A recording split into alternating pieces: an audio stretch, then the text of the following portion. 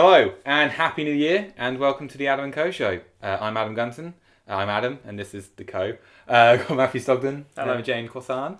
And yeah, wanted to have this online before the new year came in, but technical difficulties and life got in the way. So what we're doing today is we're actually having like a 2013 retrospective, looking through at the kind of like our favourite stuff of the year. Yeah. Sort of films, TV, video games, books, that we don't really have any books, and comic books. Sexual experiences. Yeah. No one told me. No one told me. Thought bubble. So yeah. Oh. You were with Georgie. You had your chance. Anyway, it was bad. And then we're going to do some Would You Rather and answer some of your random questions you sent in, and sort of look back at the year of what Cheesemint has accomplished, and look forward to 2014 and what we're looking forward to sort of seeing and reading and playing and all that jazz. So let's just get straight into it. Boom, 2013, big year. Mm-hmm. Very big year. Massive year for I film. can't remember any of it right now. yeah, it was. But I'm sure it was good. It was a big year for blockbusters. I mean, I know there's lots of really good dramas, and I'm talking about cinema, by the way. Yeah, a lot of good dramas and romances and comedies and all that sort of stuff. I mean, like This Is the End was a nice big surprise, but really, it was the big blockbuster action huge, films yeah. that would take the centre stage. Pacific Rim, Man of Steel, well, Iron Man 3, what I've asked big films. you guys to do, and Yes. Georgie, even though she can't be here tonight, is to give me kind of like your number one thing from each category, because otherwise the list will be just too huge for us to go through. So what we'll do is start with Matt. Yes. Your film of 2013, your top pick. Okay, my top pick. Controversial. Is it? Because it's not a blockbuster after what I just said. No, I've got lots of films I could happily pick, and some really good ones. And one I really always want to kind of highlight, even though it wasn't the best film of the year, was my favourite film of the year, was Much Ado About Nothing. Nice. Directed by Joss Whedon. Good call. Just because it was very much a filmaker's film, which just literally people around in a house. Yeah. It's filmed wonderfully. It's in black and white and just... Beautifully acted as well. Yeah, and just it makes Shakespeare very relatable, and Shakespeare should be timeless. Yeah. With minor tweaks to the dialogue, but only a little bit. Really. Yeah. Or just very funny as well. It was very funny. Yeah. The slapstick was done just beautifully. And just really good story, really well told. So I like that a lot. I agree with that entirely. Emma Jane? Star Trek Into Darkness. And Nice. again, that could be controversial because I know there are a lot of purists out there that love purists. Wrath of Khan, but I love Wrath of Khan. I love Wrath of Khan, and I love this. But I was starting to think about this. I was really struggling to pick a film this year, and I went back to the film that I remember coming out of the cinema and grinning. Yeah. And that was the one. And that film for me, everything about it. I was on the edge of my seat for most of it. The action sequences were amazing. Yeah. The bit at the end with I had all the feels. Yeah. It was. I saw it with you guys and Tim, and we all came out and we were just all fucking like, that was awesome. And that, when you can't shut up about a film. Yeah, and it didn't die down, so I still felt like that. Yeah, so you've seen it again since, haven't you? Oh yeah. Oh yeah, definitely. Yeah, so I went to cinema again to see it with some other people, and just a good second time. Wonderful film, and Benedict Cumberbatch was fantastic as Khan. It's just, proof that everything should be in IMAX as well. Yeah. Beautiful IMAX. Georgie has sent hers in as well, but obviously she can't be here. For films she couldn't pick between Blue is the Warmest Colour or Place Beyond the Pines. So I'm picking 4 and I'm picking Place Beyond the Pines because I've seen that and it was fucking brilliant. I know you guys haven't seen it yet. No. The problem with being a critic, you're sent to a lot of screenings for things you don't necessarily want to see, and the stuff you desperately want to see goes out of the cinema very quickly. Yeah. I know that didn't get a massive wide release. No, but it should have. But it was really good, and what I liked best about it was it wasn't what I expected, and in effect it was 3 different films in one that all kind of like linked together through family. I definitely want to try and catch up. Which with that was one. brilliant. Yeah, so really really good, and we actually don't have an excuse. We got Love Film and Netflix and a Blu-ray player. So we sort it out. I should have brought it last night. I've got it on Blu-ray. But it proves again that Bradley Cooper can do really good things. He's only going to get better. But my film, which I've written here, still thinking about that one, but I have made a decision. I've seen a lot of good films in 2013. A lot of them being older films as well. Starting my university course. But I think in terms of like my cinema experience, the thing that I enjoyed the most was Iron Man 3. I don't care what anyone says. That was the best Iron Man film so far. I agree. I think it's my favourite Marvel film. My favourite Marvel film. Probably only second to the Avengers with me. But the score was fantastic. The story was brilliant. Tony Stark about his armour. just beautifully told, a real human story. And the biggest complaint that people had was the fact that he wasn't in his armour all the time. Well, and that was one of the things I liked best about it. Yeah, I think it was nice. I mean, I'll give immense props. I don't say immense props, but apparently props. I do now. I'll give props to Jon Favreau for basically, let's face it, spearheading the Marvel Universe on film, which is great. Or cinematic universe, I should say. But Shane Black is the perfect director. For Iron Man. Yeah. Everything about him, and when he's being really Shane Black is when the film really... All the Shane Blackisms were just wonderful. It was and really the fact good. it's set at Christmas means it's a Christmas film. Yeah. So if you haven't watched it this Christmas, I'm disappointed. I watched it the other day. Yeah. I think what again we could say the purest of fanboys didn't like, because it kind of defied all the expectations that everyone had for that film. It messed around with the space stuff. It had him out of his armour. It messed around with the villains. Everything. It kind of flipped everything on its head. And it's clever. Yeah, people. I think some of the Marvel stuff's getting too formulaic, and I like the way they kind of like messed around that a bit. Yeah. Okay, so moving on. Yes. Quite swiftly because we've got to get through. Music. Matthew. So many Music's albums. such a big year for me this year because I don't really buy albums often. I've got like a Last.fm account and I will listen to it with immense loyalty. I don't care if Spotify's better or what the fuck. I've used it. I don't care. Yeah, I like Last.fm a lot, and because I've committed so much to it, it produces a lot of things I'm actually genuinely interested in. But I feel I get introduced to things and I'll listen to music and enjoy it and say, oh, I like this. Who's it by? Oh, it's by Britney Spears. I don't care. I like the sound of it. That's all that matters to me. But That's how it should be. Exactly, yeah. Definitely. But this year was just so many great bands. I mean, like Depeche Mode, Mindless Self-Indulgence. There's tons of them that are just releasing amazing albums, in my opinion. But if I had to highlight one, which apparently I do, because there was obviously the Trent Reznor's sort of spin-off band with his wife, How to Destroy Angels, which was great. But a new Nine Inch Nails album trumps everything. I don't care if fucking... There's nothing here. I've got Hendrix from Back from the Dead. New Nails album. Fuck you, Jimmy. Yeah. It's a very good album. album. It's a really good album. I really like it. And like a lot of people whinging saying, I don't like that middle one and it's poppy. No, all of it is amazing. Fuck your face. Thanks, Jane. I almost picked that as my what did favourite you as pick? well. I also almost picked the one that Georgie's picked. So I'm going to tell you what Georgie picked. Georgie picked The Next Day by David Bowie. Yep, great album. Which is a fantastic really album. And I'm very grateful to Adam for buying that to me for my birthday this year. You're welcome. Late. Awesome album. Yeah, very late. That's a tradition with me. Well, late birthday present. Spreads it out the joy. But my pick this year, when I was thinking about it, was Queens of the Stone Age, like Clockwork. The reason being, when it came out in the summer, I listened to it on repeat constantly and was not getting bored of it. And I can put it on again now, and I love it still. And it's going up there as one of my favourite albums. And just Josh Homme's voice is just it just shows how astounding his voice is. And it's a versatile like album I didn't as well. already know that. Yeah, exactly. But it just proves it again. It just proved again. The band. They're still big players. Mm-hmm. And I just love that album. Awesome. Yeah. Cool. Well, my choice for music was Yeah's Mosquito. Brilliant album, and again, so different to the other three albums. Just each one sounds so unique and versatile, and I think that's probably why we like most of these bands, because what they can do is just all so different all the time, but it still sounds like them. It's not generic, same paint by numbers. Yeah, they keep formulaic stuff. You don't want to listen to the same type of songs all the time. They all evolve, but keeping that same signature style. Yes, it's kind of cool. Because you've got one of those tracks on our Cheesemint playlist. Oh yeah, if you haven't seen the Cheesemint playlist that we had for our journey to and from Leeds when we went to Fort Bubble, go to the Cheesemint website and there's a whole post where you can look at them. It's easy to work out whose is whose because we will have a song every 4 songs. It's sequential. sequential. Sequential, and just work. It's alphabetical. It is alphabetical, isn't it? Yes, it is. Yeah. Adam M. Georgie me. Yeah, that's right. So check that out. Yeah. Moving swiftly on because I can see time ticking. Really, really briefly, favourite comic of the year.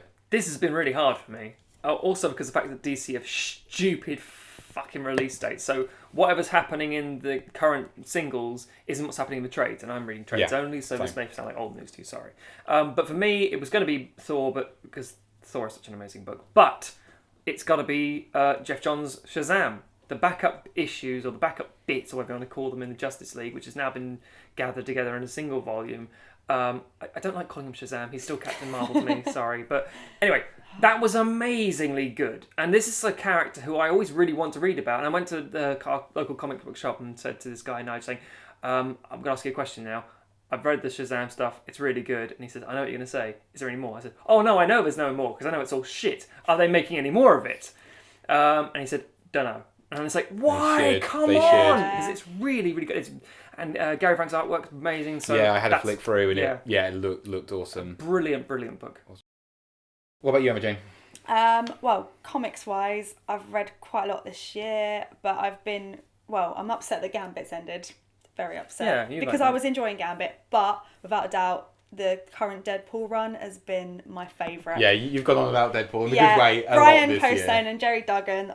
Oh, I love those guys. They've just turned it around. Well, actually, to be fair, it was good before then, but this has been my favourite Deadpool run. To quickly recheck, because obviously Daniel Way's run, a lot of people didn't like it. No, I liked it. But you did. I did like it. This stuff is better. Yeah, it's amazing. I never thought I'd be able to cry reading Deadpool, but they proved me wrong. This year, there was one particular single that I read that, I had to stop for a moment afterwards. Nice. It was so sad, but amazing. I can't understand that. I cry anything. So. Yeah, and for that reason alone, that gets my vote. But while we're on the subject of comics and sort of literature, comics are literature. This is true. I'm going to throw in a book as well, because this year, I know no one else really got a chance to read many books. We've been really busy. Yeah. Even Georgie. I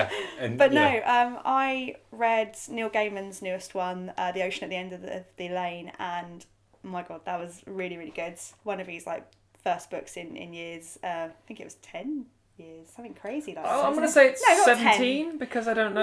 No. I'm getting myself confused with something. But no. It's been a long time since Neil Gaiman's released a book, and it was really, really good. Didn't recently win an award or something. I'm ashamed to admit, I've never read any Gaiman. Have you not? I will rectify that this year. We're going to have to get you some American Gods to read. Yeah, I'll definitely read for that. I really want to read some Sam. Does that include Neil Gaiman comics? Yeah. I think so. Unless there's any kind of random ones that I've read that I didn't read. No, it's kind of one of those great things where it's like, I've never read Alan Moore before. It's like you're in for a treat. You don't get angry. You think you are going to get spoiled. Yeah, it's more like jealousy, isn't it? Yeah. Like comics for you though. Comics for me, like Green Lantern, obviously been a big year for Green Lantern because Jeff Johns has ended his run, which we're kind of catching up with now in the trades. But if I had to pick one thing out of all of them, it would be Matt Fraction's Hawkeye, which has just been phenomenal. Everyone was saying how good it was. I mean, our friend Tim recommended it to me big time. And it's the artwork's beautiful, and just the stories are great. It's just about what an Avenger kind of does when he's not avenging. I know that's basically what all the superheroes comics are about, who are Avengers, but it's just a guy in his apartment with his kind of one-eyed dog called Pizza Dog. Pizza Dog! I love each Pizza Dog. issue's just fun, and it's kind of like standalone stories. But building into something a bit bigger, and it's just awesome. I can't recommend that enough. Just fucking brilliant. Notice Georgie's got a comic on there actually. Georgie does have a comic. Which is a rare thing. Yeah, for Georgie. Georgie's got something I want to pick up actually. It's the Beatles and comic strips. I've heard good things about it. Don't know too much about it other than that, but Beatles and Blue Beetle. Yeah, what the Beatles and a comic, two good things big smushing Beatles together. So. We do love Beatles. Amazing. Yeah. Okay, so moving on again. Yes. Onto TV. MJ, we'll start with you this time. Oh, please do. Yeah. I am. Because it's actually a nice segue from comics into TV. I am, sort of, because this is a comic book related series. I've really enjoyed Arrow this year. Yeah, we have. Never thought I'd enjoy a CW show as much as this. Wait, then you love Supernatural? Well, fine. That's the CW fingerprints. But Supernatural's it's a bit slightly different, yeah. But Arrow's had me on the edge of my seat, having me in suspense, and it's throwing out some amazing villains that ordinarily are just ridiculous, but they've been putting them into such amazing modern day roles. Like you've got the Dollmaker. And the Dollmaker was done amazingly. Solomon Grundy. Solomon Grundy, and it's just they've got the balls to throw in some actual proper stuff. Forget whether or not the general public know these characters. They've thrown them in there. They've been gutsy with it. They've introduced the Flash now, which was good. Really good. And they've dealt with it really well. The stuff where he's on the island is so enjoyable. So even when it flips between that and what's going on modern day, it just keeps it fresh, and it's just I've been so excited, and I'm really sad that we've got to wait until February. It's ridiculous for the next part of the season. Arrow.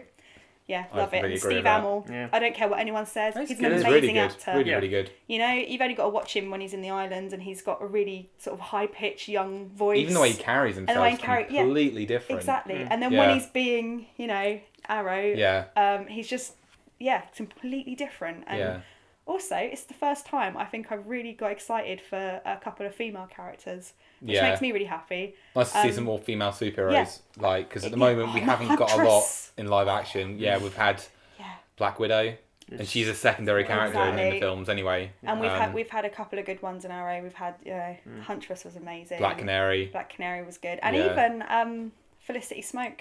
I love her. She is one of my favourite characters. Brilliant. But anyway, I'm gonna pass it to Matt because Matt. We all love Arrow. Yeah, we love Arrow. I could keep talking. And we're all disappointed with Agents of S.H.I.E.L.D. Oh yeah.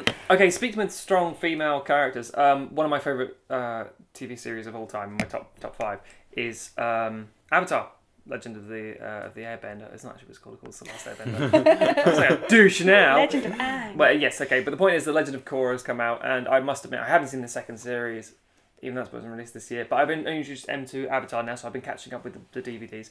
And Legend of Korra is brilliant. I love Legend of Korra. Brrr. And it's the fact that The Last Airbender was such a great trilogy of series, I suppose.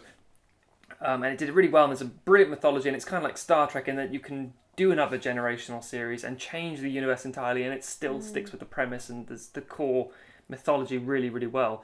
And Legend of Korra, it's probably not going to please everyone because it's got a very steampunk nature to it, but then it's set, 80 years after... 180 years after. Steampunk's in. People like it. And it's just a nice different feel to it. I love the characters. It's doing really well. And it's just really fun. Like you say, strong female character in the lead, and that doesn't make a difference. And, you know, people are still watching it, so fuck you, execs. Yeah. You know, anyone that says strong female characters won't get people watching, you're an idiot. Yeah. What's Georgie been watching? Georgie has put down The Returned, which I haven't watched, and I don't think you guys have watched it either. My dad recommended it to us, but all I really know about it is that dead people be coming back to life, yo. Come back to life. That sounds like a good premise to me. But they've been, or they died and then come missing. back as they were at the time. We should have really researched this. Yeah. But anyway, Georgie likes it, Georgie so likes it must be good. Yeah, I'll give it a go, definitely. Mm-hmm. My pick for TV, even though it's nothing new for this year or anything like that, is Parks and Recreation, which you guys introduced me to, randomly with episodes from Series 4, and then BBC4 started showing the first couple of series. For some reason, they stopped, but it meant that all the series now getting Region 2 releases, so I've been able to sort of buy those and start watching them on American Netflix. And it just gets better and better all the time. 1 minute I'm crying watching it, and then next minute I'm laughing, then crying, and then it's like our friend Tim said, it gives you all the feelings. It's just a fantastic show. Does. Not one character I dislike. And you always think, oh, where are they going to go now? And it just keeps continuing to surprise me, and I love it. I think the strength is in the characters. The characters are just brilliant. Leslie Knope. Yeah, so glad Donna's getting more screen time because Donna's hilarious. Brilliant. It's another one that's in my top 5 as well, and it's a very recent series to put in top 5, and one that's also still going, which is weird. Yeah. But as to put in your top 5 sort of TV series, but it's one of the only TV series I can think of where I can show someone any episode, or at least more importantly, I can watch any episode and think, I love this. Yeah. And there's not like one duff episode for me. And that really defines, I think, your favourite stuff. It's like, I was going to say, which is why you want to do a whole Adam and Co show. Yeah, I want to do a whole Adam and Co show on it, just to say, this is why I love this show, this is why you should be watching it, and you should be telling everyone else to watch it, because it's that good. But yeah, that would definitely be my pick. Game-wise, just very, very quickly, because we haven't got a lot of time. That's alright, because it's been a dry year. Yeah. Matt? Okay, picking one of, 4, because, as I say, a bit of a dry year, and I don't have a PS3, so I can't pick any obvious ones like The Last of Us. I was going to go for Bioshock Infinite, but just really lame excuse. The save mechanics irritate me, so I'm not going to. No, I'm going to go for Assassin's Creed Black Flag, or Assassin's Creed 4 Black Flag. This is because I'm an Assassin's Creed whore, and also because a lot of people were very put off by Assassin's Creed 3. I know you were. Yeah. Because it was very linear with story, and it was more kind of a very convoluted history lesson rather than, hey, we should be stabbing people right now. History's awesome. No, it's still History is awesome, but it was the mechanics, and it was like, too much travelling across from different places. Whereas you want to be Black Flag is it just does everything that Assassin's Creed should do. It gives you the freedom to do everything you want to do. Everything's there. I mean, you can start when you want to go. It's like, here's a boat, go. Yeah, and it's just very fun, very good, very I silly. like a game where you can go off and explore it and find it. Like Skyrim's a really good example of that. Yes. I know they're different types of games. No, you're right, yeah. But Assassin's Creed 3 was offering the level of exploring and different activities that Skyrim had, but it was just too much and too confusing. Then also trying to too many tutorials, way too many tutorials. It's like that was like the sixth Assassin's Creed game. Infuriating. You play as a child for the first half an hour, and why I love Assassin's Creed 3, I am Assassin's Creed 4. I will always be biased, I'm afraid. But having said that, playing as a kid for 30 minutes, saying, "Let's play hide and seek with another game." It's like, yeah, I don't want to be playing hide and seek. I want to be stabbing people. Yeah, but that's hide and stab. Yeah. Emma Jane, your pick. Well, I could go for the obvious one and say GTA 5, but I'm pretty sure you're going to be saying GTA 5. And it has been really fun. The multiplayer has been probably the most fun multiplayer we've had in a long time. Yeah. However, just to be different, and just because I know not many people are going to think of this game when they think of 2013, I'm going to throw in the Deadpool game. And my reason Not surprised. Okay, I'm a massive Deadpool fan. So, again, I'm biased, much You're like a you. disturbing Deadpool fan. I am a disturbing Deadpool fan. I am, never mind. Let's ignore that. But I love Deadpool. I love him. Yes. Anyway, so the game. The game is hilarious. It breaks the fourth wall, much like it happens in the comics, and the writing is hilarious. And it's just a silly concept. Deadpool decides he wants to make a video game, writes to some video game company, they reject him, he sends them a nice little explosive package, and they come running to him screaming, full of blood, and being, yeah, we'll make your game, we'll make your game. And then the whole game is literally just Deadpool deciding what he wants to do with his game. At 1 minute you'd be playing normally, it's like a sort of arcade style fighting game, and the next minute it turns into some old school 8-bit thing because Deadpool's used up all the budget money. Amazing. And it's just silly little things like that. Really good. And there's one part that made me laugh so much, is that just when you think you should stop doing something, you can keep going. Like there's a part where Wolverine's unconscious, and of course Deadpool slaps him to try and wake him up. You slap him a few times, and you keep going, and you keep going, and because I'm just, a horrible person, obviously, I just kept hitting him, and that got me an achievement. Amazing. Which I didn't even know existed, brilliant. just because I felt like slapping Wolverine for a bit. Because I know the game got mixed reviews, but everyone who's a fan of Deadpool and has played it, they've always said to me, it's brilliant. Yeah. It's what you'd expect from a Deadpool game. It's the Arkham City for Deadpool fans. Yeah. Pretty much. Because Arkham City was basically everything you want from a Batman title. And if you're a Deadpool fan, this is everything you'd want from a game. But if you aren't a fan of Deadpool, it'll drive you fucking crazy. Yeah. You're getting annoyed at him, probably, and but if you're a fan of it, it's going to be awesome. Yeah, if you're a fan of it. But, I mean, gameplay mechanics not great. And, admittedly, the graphics aren't the best. There's times it's a bit remember, it's at the end of a generation of consoles, isn't it? So it's still an awesome game. It made me laugh so much, and that's why that's my top game of the year. You didn't usually get a comedy video game, so exactly. A comedy video game where you get to slap Wolverine, and So you've given away what his is. Yeah, so mine's. Sorry, I won't spend too much time talking about it because we talked about it on the last Adam Co show before it came out. Oh, yeah. But yeah, GTA 5. Although there's many other games I have enjoyed this year, Bioshock Infinite, Walking Dead, not the tie-in games of the TV series. I mean the point-and-click game. It's good. GTA 5 has been brilliant. The campaign was fantastic. It's a beautiful game. It is not afraid to make fun of itself, and the multiplayer has been phenomenal. Like you said, just so many ridiculous things that happen in the game that are just hilarious, and playing with you guys and Jack is just the most fun. Even when one of you wasn't playing, like you just plugged in your microphone so you could join in. Yeah. I just talk to people. Yeah, because it's just fun to watch as well. Yeah. Like I was trying to complete a mission and you jumping out the airplane without a parachute. Oh that was embarrassing. Me trying to sit in the back of the pickup truck and just falling out. Which when you tell these stories, they're so boring. They're so boring. But when you're playing it, they are it's just so much fun. Literally crying with laughter. It's like when I don't know, maybe 20 years ago, a guy would say, I miss when I used to go to the pub with my friends and just sit there drinking and talking. Yeah. But you have to be there. You really do have to be with the GTA. because you can do so much. It's like, what do you do? I was in your house and I drank all your green juice. Yeah. Oh no. Yeah, because I did this. I was drinking all of Jack's whiskey or something, and I got so drunk that I was like falling over. I kept sleeping in Jack's bed and he kept flipping me off. Yeah. Or like you hit Jack's naked in the shower and singing. Yes. Yeah. It's you really get points you for singing in the shower, Yeah. and of course, if you got your mic on, everyone else can. And it was a hear. game that I just literally, when it was announced, I was like, "Oh, GTA 5 is gonna be amazing," and I just said, "I don't give a shit." You mean to be more of the same, but And then when it came out, I thought, "Oh, this is actually spectacular." yeah, I think a lot of us were disappointed by GTA 4. yeah. So I just think of GTA 4, I just think grey, and GTA 5, I just think, colour, beautiful, fun. definitely. So yeah, That's 2013. That's 2013. That's everything that we kind of really enjoyed. Yeah. Awesome. Okay, so we're moving on to the Would You Rather and the random questions that have been sent in. First, we'll do a couple of Would You Rathers. If you've never played Would You Rather before, the point is you're given two things.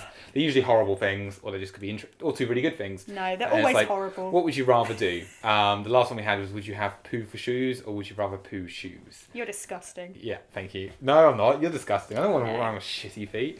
So we've had a few different ones here. Jack Perling, our good friend Jack from the internet and real life. Real life first, then he's what ridiculous. He's not Joe Harpy. No, he's not Joe Harpy. Inside joke. He asked, would you rather have hands for feet or feet for hands?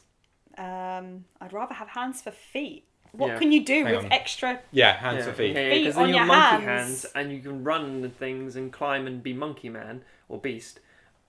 Feet are fucking useless. They're just flesh blocks. Yeah. I mean, you could possibly run. But you can grab anything. I mean, well, actually, with toes you can kind of grab stuff, but you'd have opposable thumbs. Yeah. On Four both thumbs. things. You'd be able to like swing around like a monkey. Yeah. Like Beast, like you say. Yeah. I could give myself a hand job while shaving. Oh my. Yeah. So if you could bend that. There are other things I could do. I just think as well, hands are nicer than feet. Yeah, feet No stink. one likes feet. Some people like so feet, sorry, but I don't like feet. Hands and feet. We're all hands unanimous. Feet, hands and feet. Yeah. Brilliant. Yeah. Okay. Unanimous decision. Next one is from Tim, and he said, "Would you rather work for the Easter Bunny, the Tooth Fairy, or Santa Claus?"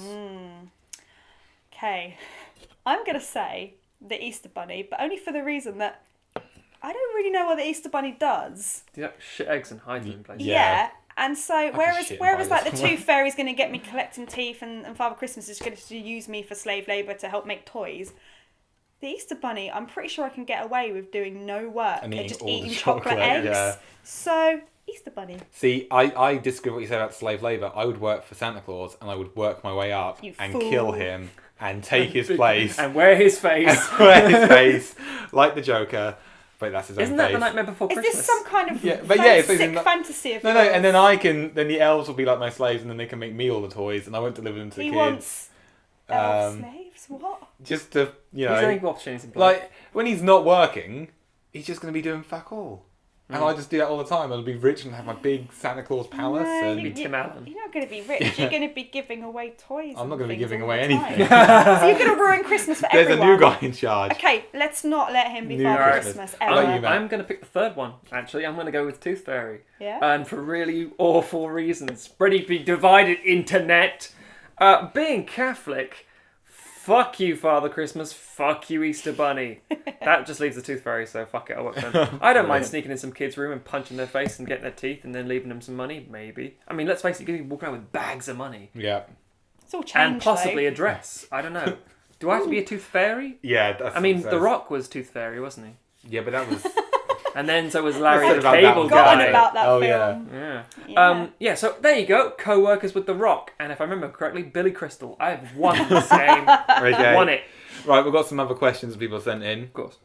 We'll save that one for a minute. Tim sent this one. Who makes better sandwiches, Lino or He-Man? He-Man, Lino's hairy. Yeah. Yeah, That's a really good point, actually. Yeah. I mean, yeah, you got the fact that He-Man's in pants. But that's the only thing that's wrong. Yeah. I mean... They both got awesome swords. They could always cut sandwiches well. And I think so the Sword of that's Omens cool. is better for cutting sandwiches because then you have to just hold it in front of the sandwich and then say, undercuts, oh! And it's just shing and cuts all the stuff in one go. Yeah, you could cut a lot of them in one go. Yeah. But if even still... He-Man has the power to add extra salami to my sandwich. No. Now I see you anyway. Okay. But yeah, Lino's just is a hairy, cat he's man. hairy cat man. So I don't think they eat sandwiches anyway. Yeah. Although he could have some good recipes with sight beyond sight. True. Yeah. That's the only True. Yeah. I'm still sticking with He-Man. No, Yeah, I'd say He-Man as well. Yeah. Okay, you inherit $5 million the same day aliens land on Earth, and they say they're going to blow it up in 2 days. What do you do? This is from Sarah Milani on Facebook. Thank you, Sarah.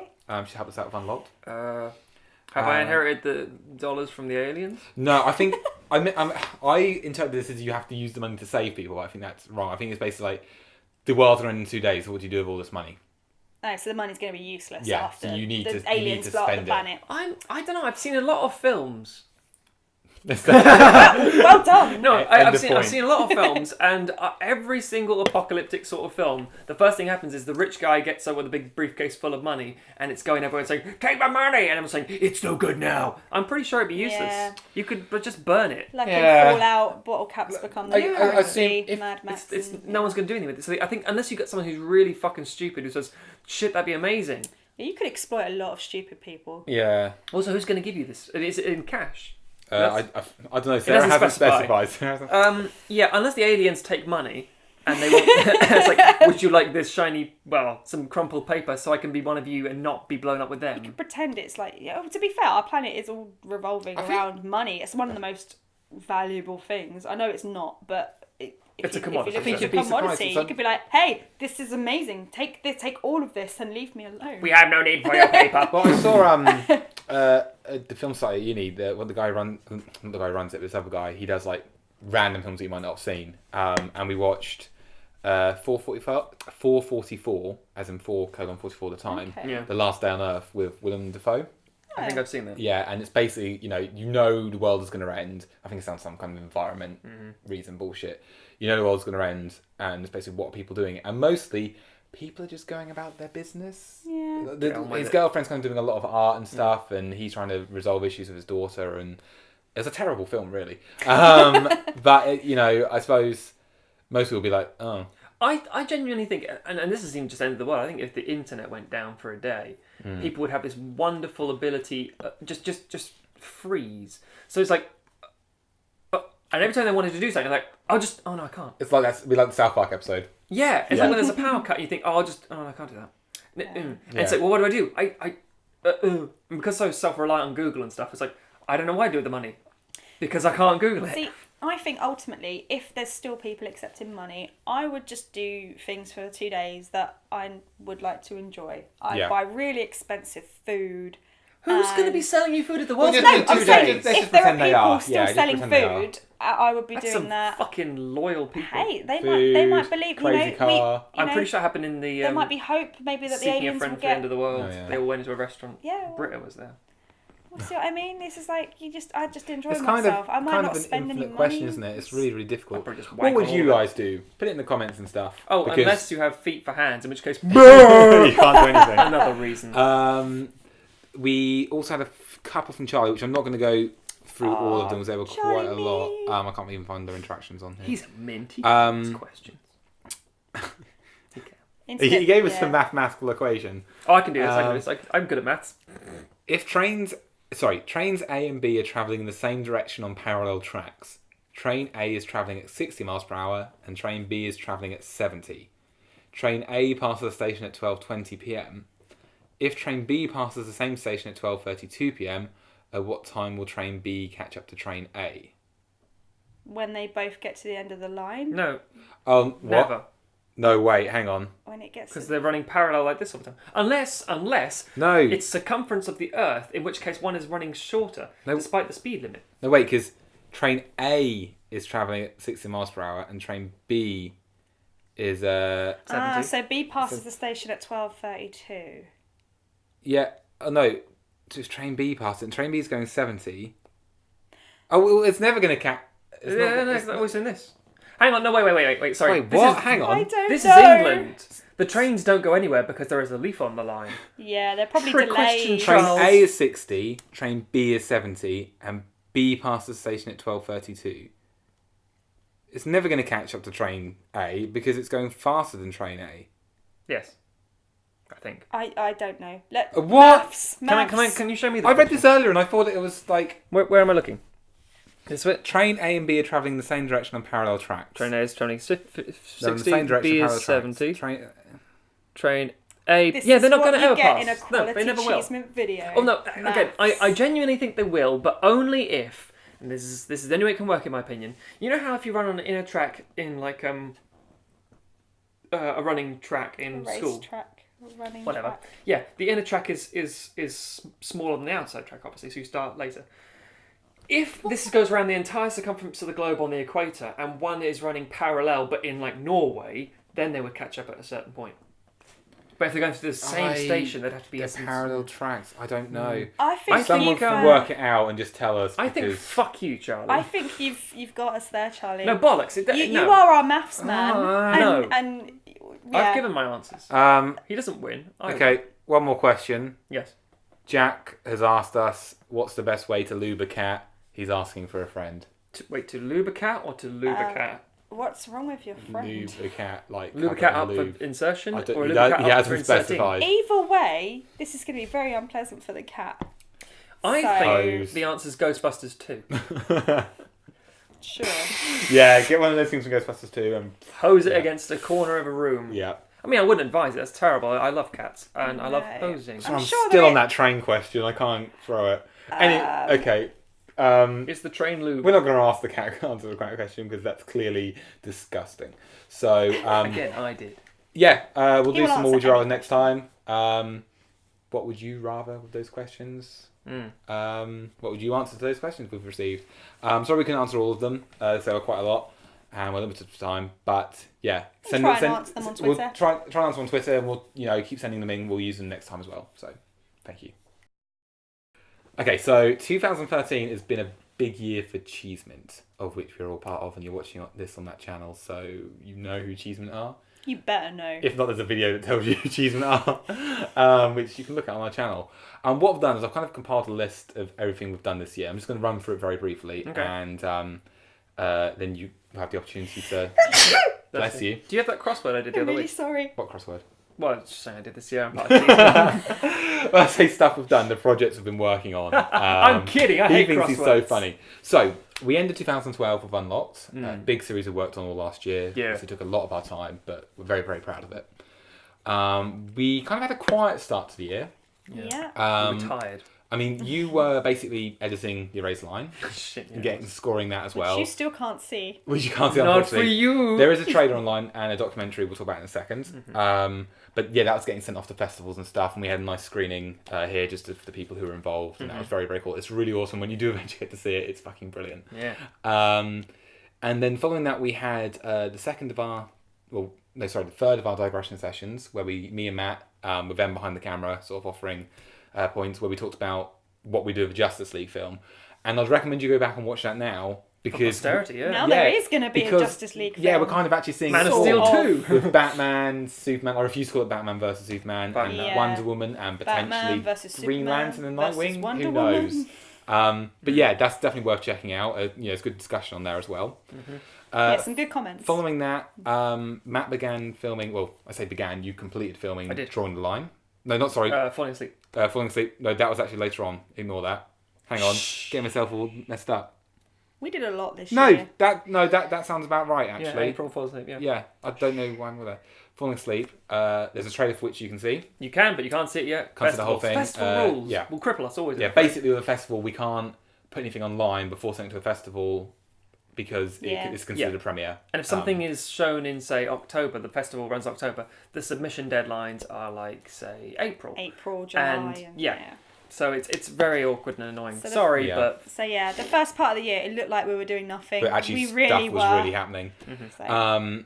But then we released Drawing the Line, which was a documentary to the Erase Line. Yes. Because I was filming like with the little camera all the time during that, which I really, really like. Again, it's like the opportunity to look back at something and think, yes, filming's stressful, but it's really, really fun as well. It's kind of, I wish we had it on everything we do. Yeah. Because it's really nice to, as you say, look back after you've done something and you're so close to it and you can't think about it, and to be reminded, like with something else we released this year, I can't talk about it yet. It's just nice to see, oh yeah, it is fun. Oh, we do work very hard on this, and the product. Yeah. The trouble is that we don't usually have someone on set that can do that because we're all doing something or we're all in it. We need someone to document stuff for us for free. Anyway, no one's going to volunteer for that. And then following that, we had the Adam and Co show. We did. The first one. This is the second one to that, so that shows how long ago that was. Which I was really pleased with because that's something that I wanted to kind of like more of a video podcast thing than the direction session, which usually it's a specific theme. Yes. Because with the equipment we've got, we're very limited to that kind of format. So, which I'm really pleased with, and obviously I'm doing the second one and want to do more. Following that, that's where we got busy. I think I'm kind of speaking for you here, Matt, a little bit. By all means, use my accent. It's like there are two of me. Oh, sorry, I don't have hair to use. Wankers. One of the disadvantages of obviously making stuff that's being submitted to festivals is we can't put it online for you guys, and we work well. Matt can just write stuff. Matt's got that incredible talent just to produce incredible scripts very quickly. He infuriates us because of it. Yeah, but it gives us reason to aim higher. So Matt was like, we need another project like the 6 shorts that we did years ago, and we needed a theme. So Matt came up with the idea of alignment, in terms of like a role-playing game, like Lawful Dungeons Good, and Dragons, Lawful Evil, Chaotic Evil, and Lawful Evil. Yeah. So we each took. Charlie's obviously moved to America at this point, so he couldn't be involved. But we each took a corner of that section and produced the alignment films. And starting with the Cabal, which was Chaotic Good. Chaotic Good Cabal. It was primarily because some could argue it's not overly chaotic good. It's very hard to actually discern what chaotic good is. But it was my excuse to do a fight sequence because obviously my scripts, as you mentioned, I punch them out very quickly, but they're very wordy and a lot of conversations. Did you do dialogue well? Thank you. After falling asleep as well, especially, it's just literally just lots of conversations. I thought, no, maybe I can't do action sequences, and I did pretty well with that fight scene in Unlocked. Saudi, I'll try it, and I just did a whole thing and did it without any audio. Came out really well. Yeah, we had Jake Kenny who did the audio work. Oh yeah, he did a really good job. Yeah. Really good job. And he was like, it's a bit of a rush job. And we're like, no, that sounds amazing. Yeah, that was actually a really, really fun shoot to be a part of. Mainly because I didn't have to lie on the ground for as long as everyone else, and I hate kind of bugs and spiders and stuff, so I got to avoid most of that. But it was just fun doing a choreographed fight scene. Well, as choreographed as it could be, and I did kind of end up punching Donnie in the face. Not that I've always wanted to punch him in the face. I love Donnie, but I'm surprised he's never been punched in the face. He'd never been punched in the face before. I've never surprised. punched anyone in the face before. And all those guys First in the woods. time for everyone. No one had been punched in the face but me, apparently. So it was like, or punched anyone but me. It's like, this is odd. Yeah. It was just a miscoordination. We'd got everyone in the woods with capes and masks and whatnot, and I said, right, go play, go just mess around the trees, and everyone did. They enjoyed themselves. Boys then we in got the on with it. woods. Yeah, then we got on with Crazy. it, and they flung themselves around, did a great job. One shot. All it was one shot where we had Donnie running over, doing like a flying knee kick. Which was worrying me anyway, because he was knee kicking me while running. Yeah, exactly. So it's very easy to misjudge. Yeah, then Adam sort of spins back, holds his fist, and goes back and hits him in the face. So all it was, just repeated. Did maybe 3 or 4 takes of it, and every time I said, Adam, you're spinning, you need to just arch yourself, otherwise you won't be able to see. And you kept saying, yeah, but my mask is slipping. I said, you'll be fine. And of course, what happened is you turned, spun, mask flipped up, turned around, and just clocked. It's a complete delayed reaction. It was like, suddenly I was like, fuck, my fist really hurts. And then Donnie was like, oh, you've punched me in the mouth. Yeah, he's like, I'm in the face. And you just like, ah! We'll show the clip of that. Yeah, watch it. Yeah. Ready, go! Oh, fuck. You're right. You punched me in the face. Yeah, there we go. And yeah, as we'll put the picture up, a lot of blood. It was a brilliant thing because he opened this thing up and there's tons of blood everywhere. And just looked like we'd done really awesome makeup. Yeah, and it was just like, well, should we stop filming? And I thought, we're not fucking stopping. We stopped briefly to clean him up. Yeah, I mean, stop the but shoot. luckily it was just like a split lip. It wasn't any actual real fine. damage. So and also from then on, everyone was really safe about stuff. I Yeah. said, I don't want to repeat what just happened. And but the shot still shook looked us really both good. up. Does. You guys were both sort of adrenaline pumping. Yeah, it's and crazy. everyone was a bit shaken up because of it. So Yeah, it was good fun. Second one in line project, so you had Chaotic Good. You had Lawful Evil. I did have Lawful Evil, and mine was called You're All the Same. Simple transaction between a demon and a human at a crossroads. Pretty much based on my time working in retail, and with some, having to deal with troublesome customers. The human is the awkward, horrible customer in this particular transaction, and the demon is basically telling her she can't have what she wants because there are rules, and it was very funny, and Laura Watling did an amazing job. She played our human, and I absolutely love her to pieces. She's excellent. Brilliant. She's been in the pirate thing since then. She's going to be involved with other stuff. Yeah, I want to get her in more Cheesemint projects. Because I'll definitely pin her down for some of my projects during the summer. Well, that sounded really, really horrible. Pin her down. Now it does. No, it sounds worse. She's just with the musicality. I think this is a little sort of choir group, as it were. I want to get them involved in some music stuff as well, some things. But she's going to be. She's really good. She is really, really good. Yeah, and then you had, because she's an experienced actor. And you had Cara, who hasn't acted at all, and she was brilliant as well. Yeah, Cara played the demon. She was excellent. She had that sort of. I always knew she had the dry wit that could play this character, and so when I thought about her for the role, I was like, that's it, she's the one. And I just kind of hoped that she said yes, and she did. So I was really happy. You made the horns as well? I did, yeah. I love prop making. I've never tried prosthetics before, but I thought I'd give it a go. Got some liquid latex and played around with some plasticine. Brilliant, really good. And it just proves it's another thing that I say you did it, but it's like something that we can add to our films in the future. Yeah, I want to do more. Yeah, I mean, we proved like the costumes that you can make. We've had so many hurdles, and people would think, you need some professionals to do this for you. You hire costumes. No, you can always do something yourself. And like I said, because I wasn't involved in any of the kind of production of that one at all. Like I was in yours, and I wasn't involved in George's either. But it was really, really cool. Like I was just in Cornwall at the time and got to see this for the first time in film. Like everyone else was seeing it. It was awesome. Really, really good. One of our best things we've done so far. Thank you very much. Really well written. That's how you take a compliment. Yeah. So, that went from Lawful Good, which is a hard one to explain. Lawful Evil. Yep.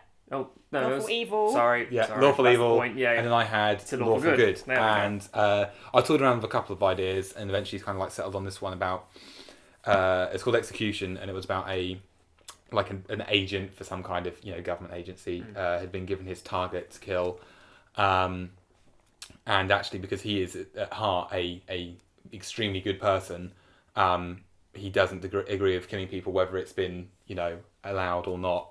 In his mindset of Lawful Good, he does not want to do it, and so it's kind of a comedy dialogue-esque type thing with Matthew as the lead the agent, which I cannot remember his number now. 417.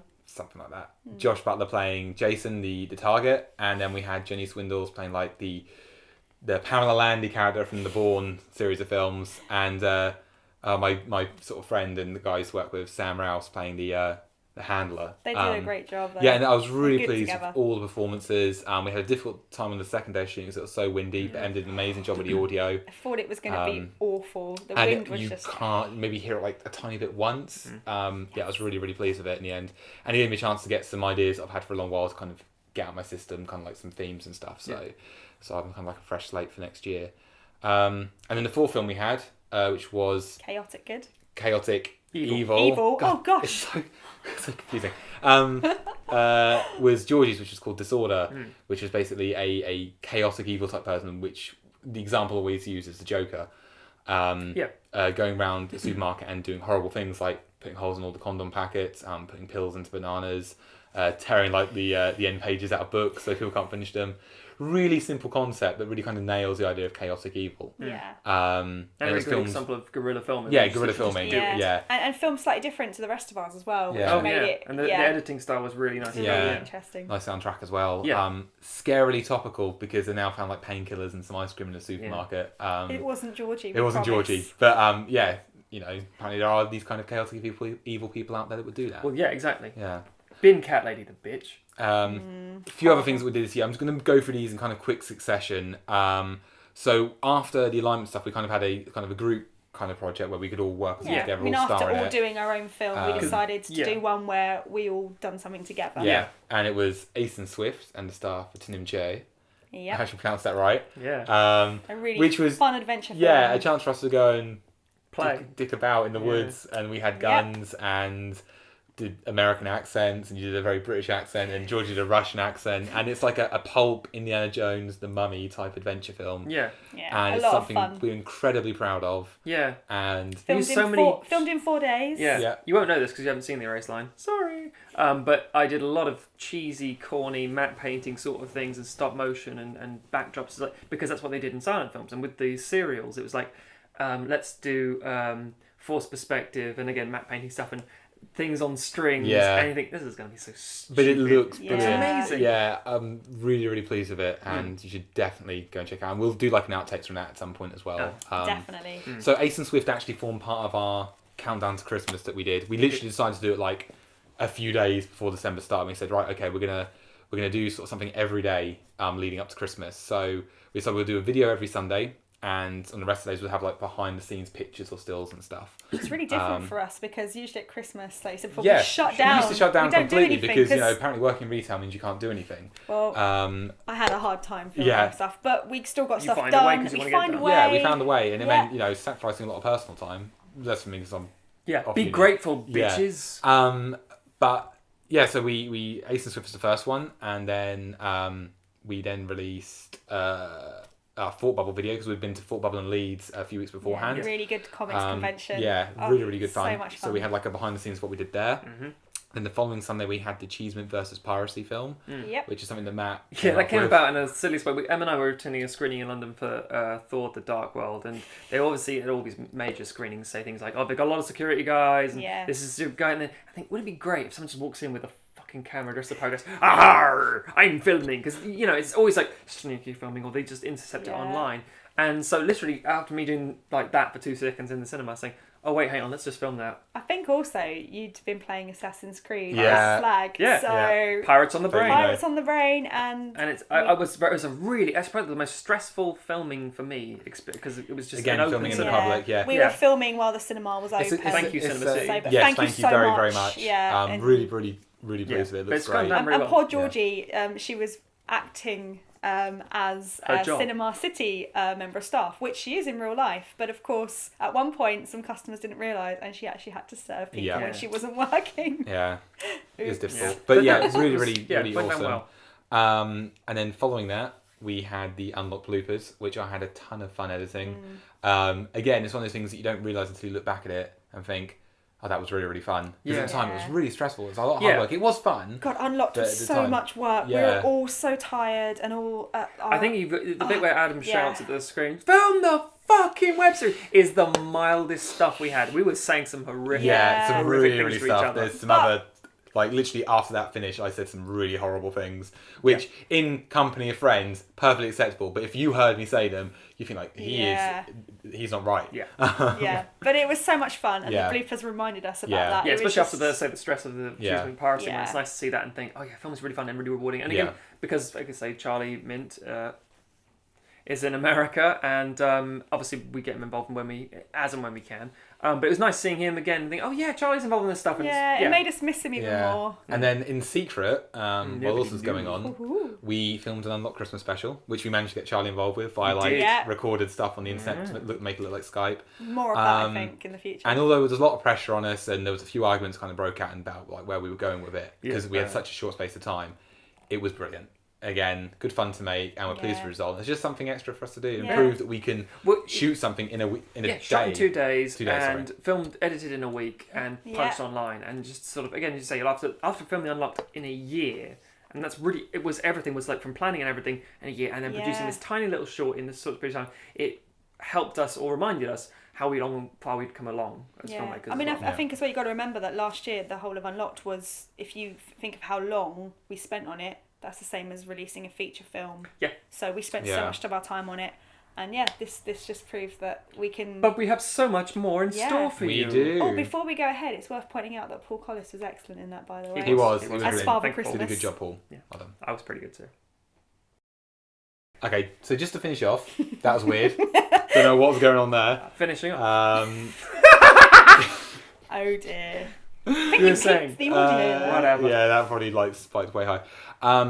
So looking forward to things next year? I'm literally just going to go through each category and you're just going to tell me what you're looking because forward the to. reason's always going to be, it looks good. Because we want to see it. We want to see it. We want to read it. Okay. So, speed round. Matt, film you're looking forward to next year. I want to say 12 Years a Slave, but it's out in 5 days, so Yeah. I'm going to say Captain America 2, The Winter Soldier. Shit, yeah! Yeah, Yep. agree. Emma Jane, film you're looking forward to most? I'm looking forward to Godzilla because the trailer Does is look fucking good. awesome. And it's Godzilla. Oh, yeah. Godzilla. I'd agree with that. And then the scale. Oh. Adam. Georgie, she had a couple down, or quite a few down, but I picked 4 out of the few she selected, and saying the Grand Budapest Hotel, Yes. which looks brilliant. So I know she's a massive Wes Anderson fan. That poster, everyone looks like me in different stages of my life. Yeah, absolutely. Yeah, it does actually. It does. And I'm hopefully going to be fortunate enough to see it in Berlin at the Berlin Film Festival, so that would be cool. Whatever. Probably my film. To be honest, I was looking for the list, and there's a lot of stuff that I really want to see it, but nothing was like, I cannot wait. So the thing that I'm looking forward to, because it's going to be a bit different to what they've done before, is Guardians of the Galaxy. I'm really curious. 2 reasons, because Guardians of the Galaxy, and I want to see more Chris Pratt. Chris Pratt, brilliant. Comic. Matt, Comic. looking forward to most. I really want to read Jeff Lemire's run on Green Arrow because it's been a shit series up until this point, but apparently it's amazing now. But more importantly, new creative teams on all the Guardians. That's you saying Guardians of the Galaxy. Sorry. Benders. No, new creative teams on all the Green Lantern books, all 4 of them. Solid. Larfleeze as well, I want to read that. So yeah, just Lantern Universe. I will jump in because basically same. Yeah, I'm really excited to see where they're going next, and I've only heard good things. I wonder what I'm going to say. You're going to say more of Deadpool. More of the continued stuff like Daredevil and stuff. Doug and Persane run on Deadpool because it's been fantastic. Georgie didn't have a comic, but she'd have a book. She's looking forward to New Murakami. As am I, actually. That's my book. I'm not sure what the title is, but it's a really long title. It's only just been translated. Isn't it just Beatles? No. That was the last one. Sams Are in Love, which is a take on one of the characters from the Norwegian Wood. A take on the Metamorphosis by Kafka. Oh, okay. Yeah. But we don't know what the title is. The title of this new one, I cannot remember. No. But I'm looking we can forward Google to it, but because we've run forward. I cannot remember. TV? We've done. No one's put any music. Okay, yeah. No one's put music. I don't know because usually I don't remember what's released. I'm going to say a new Tool album or a new Perfect Circle album because I've been saying that every year until maybe get until they I release think one. they are recording. Yeah. No, I think Doesn't mean you'll see it this year though. Yeah. TV. Again, more of the same. More Boardwalk Empire. More Game of Thrones. That kind of stuff. But I think really I know we've been singing praise of Marvel and singing the praise of Arrow and bashing Agents of S.H.I.E.L.D. But the Netflix deal with Iron Fist and Daredevil. the Daredevil. Really looking forward to that potential. Jessica Jones. And also Drew Jessica Goddard Jones. now has been announced. It's Jessica Jones. Yeah, Jessica Jones. Jessica. And Luke Cage. Yeah, not Jessica Drew. Amazing. Drew Goddard, the guy who directed Cabin in the Woods, has been announced as attached to the Daredevil thing. So I'm extremely excited. So that for me. Cool. And mine again is much more of the same. All the stuff I've been watching this year that I've loved. Just want to see more. Yeah, I would probably agree with that. But one thing I am really looking forward to, because the last series wasn't as great, is New Community, which actually starts in 2 days in America. So I'm going to find a way to watch it. Series 5, where they're basically gone for, this is a jump on point. If you've never seen any Community, it doesn't matter because you can join in now. They've got Dan Harmon back on board. Everything about it looks brilliant. And the thing that I think is the most surprising thing about Community is all of the cast go and promote it together. They're all singing its praises. They're all saying it's like the best stuff they've ever done. I'm sad that Donald Glover's leaving partway through the series, but they're very aware of that. And I'm just looking forward to see Community back on form, because watching series 3 of you guys the other night was just like, this is brilliant stuff. It is brilliant. Yeah, so, it is very good. When it's good, it's extremely good. Exactly. Yeah. And just finally, a game from you each. Oh, I couldn't decide between 2 of them. There's 2 I'm really excited about. Possibly 3. I'm going to throw them 3 out there right now. I'm looking really forward to Titanfall, Stompy Robots. Yay! Can't be Stompy Robots. Stompy One of the Robot best things about Halo 4. And I did play a demo at Eurogamer and it was so much fun. So jealous. Also as well, Watch Dogs, because I'm really looking forward to that. It looks phenomenal. Yeah. And Destiny, the new Bungie game. Yeah, Destiny was my shout as well. And probably the new Walking Dead Series 2, the point-and-click game where you get to play as Clementine. It'd be awesome. I know it's already out on Steam and stuff, but it isn't out on 360 yet. A little girl. Yeah. I know we're all like next gen stuff now and whatever. I mean, I can't afford to. I'm getting married to this one, so whatever. So next gen console stuff is just beyond me. So all the stuff, I know there's a lot of crossover titles and things, but for me, it's just South Park Stick of Destiny. That's going to be friggin' amazing. Is it Stick of Truth or Stick of Destiny? It's one of the things, isn't Stick it? of Truth. Oh, it was originally Stick of Destiny. That's Stick of I Truth. think it may have changed. The stick game of the South Park. Yeah, it looks awesome. Hey, maybe if we're lucky, someone will buy us a next-gen console for as a wedding present. Oh no! Wait, I wouldn't get that. Oh, just one. I mean, meant just one for the company. That's like October. I can't wait that long. Yeah, true. No, we'll see. Well, there's nothing worth getting. My birthday's in April, bitches. Anyway, so that's what we're looking forward to. That's what we've done last year. That's what we've enjoyed. We've answered your stupid questions, so it's probably a good time for us to finish. Yeah, and we're never going to stop doing this as well. It's worth pointing out. Not this show. Cheesemint stuff. Oh no, just Cheesemint stuff. Just get used to seeing more of our faces on YouTube. We recently had a conversation about this, saying people do say, oh well, have you made it yet? How are you doing? Not in a mean way, but just genuinely have curiosity because people want us to succeed. It's very nice. But there is no end game. We're not like, we're looking for 6 series in a movie, or we're looking for one viral hit. We just want to keep making stuff. We're not sending this off to companies to see. We're just making stuff because it's fun. Yeah, we like doing this. We love filmmaking. And sometimes we need reminding that on set. Like, we're all getting stressed out and it's like, guys, why are we doing this? Because it's fun. Yeah. We don't have to be doing this. We absolutely love it, and we're going to keep making stuff. And literally with every film we release, we're raising the bar, and we're just striving for better. If you compare the stuff that we made like originally to the stuff we're making now, you can literally go through video episode by episode, video by video on our YouTube channel, and you just see the improvement. Yeah, we've got so much coming next year. And next year's our 5th anniversary, so it's going to be a big one. Mint mantra or mint motto: we're not fucking around. We're not fucking around. We're not fucking around. We are not fucking around. Seriously, there's some of the stuff we've been discussing is huge in scale. We are, and it's a little daunting. It's terrifying. But, looking at Ace and Swift and looking at Lime and stuff, and everything that we've managed to accomplish in the last couple of months just proves that we can do it. And can't let fear control your life. Yeah, exactly. Boom. That was a lantern thing. And thanks to all you guys for your support. Yeah, we really appreciate it. Thanks, Rad. Yeah. Amazing. Sorry. Rad got a special mention. Rad will watch this to the end as well. So yeah. No, you're all lovely. You are all awesome. You all support us. I mean, like, we genuinely did mean what we said at the end of the Christmas special. Yeah. We do thank you for all your support. Because we'd make this whether you're watching it or not. But it's we nice love But the fact that you are watching it makes us very happy. And people enjoy it, and they get. I mean, I love that people can watch certain things and like, I like that, and some like everything. But I know we're speaking for Charlie and Georgie when we say they'd say the same. So so thank you very, very much. Happy New Year. Happy New Year. From all of us at Cheesemint, and we'll be seeing you very soon. Yeah, in your house. Yeah. My tooth fairy, bitch. Right, let's cut this. Shall I just go? Yeah.